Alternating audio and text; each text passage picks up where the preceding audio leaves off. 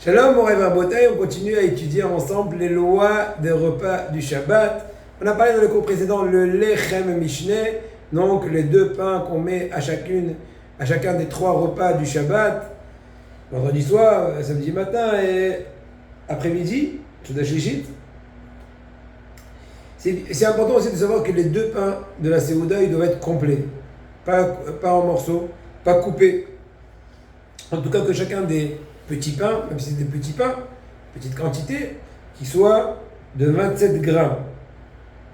Des fois, il y a une croûte du pain qui se détache, et bien il n'y a pas de souci, étant donné que l'essentiel pain, on va dire la mie et la croûte qui est la plus proche, elles sont encore entières. Il y a des fois aussi que de par la cuisson du pain, il y a deux pains qui se collent. Donc quand on les sort du four, quand on les décolle, il y a quand même un aspect de manque, mais c'est pas vrai. En fait, c'est le pain il est entier, juste l'endroit où il était décollé, il n'était pas assez cuit parce qu'ils sont collés pendant la cuisson, ça a l'air d'être coupé. Là, il n'y a aucun souci, ça s'appelle encore un pain qui est encore entier, et on peut faire sur ça la bracha, les khat'ila, donc il n'y a pas de problème.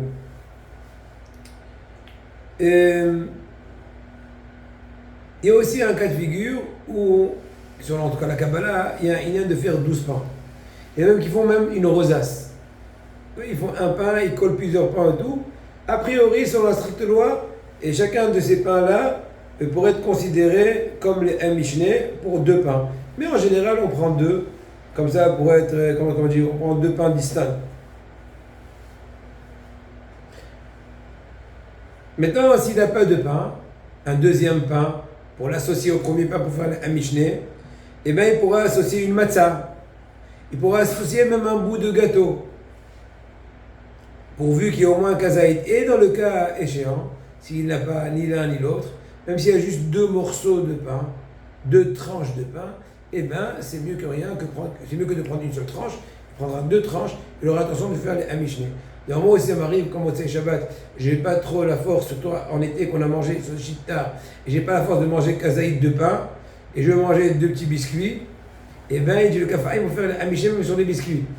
Même si c'est il faut faire un Mishneh, et même si c'est des maisonnotes, il faut faire les Mishneh. Donc je prends deux petits biscuits, je les colle, le Chad Hashem Borem les maisonnotes, et les chvod de Levi'it, Bisrutan, Yisken Natsel Mtsar Hibut HaKever, David Ameler, etc. On peut aussi associer un pain congelé avec l'autre pain pour le Mishneh. Mais c'est mieux si on peut demander à un voisin facilement un pain qui est décongelé déjà, c'est mieux. Mais sinon, on peut utiliser même un pain congelé.